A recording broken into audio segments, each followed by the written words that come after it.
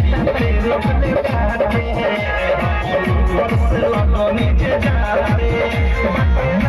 एक बात छोनो बुझत कब होइले न जानी करम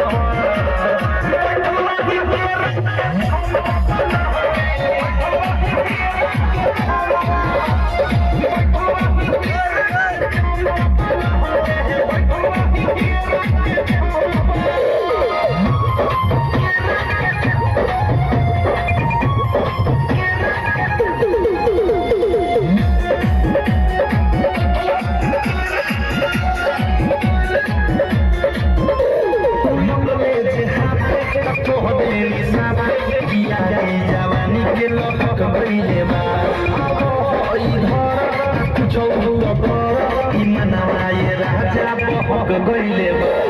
नकले जे हाथे कह देनी साथे यारी जवानी के लखक गइले बा ई भारत छौ कर ई मनवा ये राजा बहक गइले बा पैनी बना सामने रहनी भइल जवन हम सखी चाहनी लगल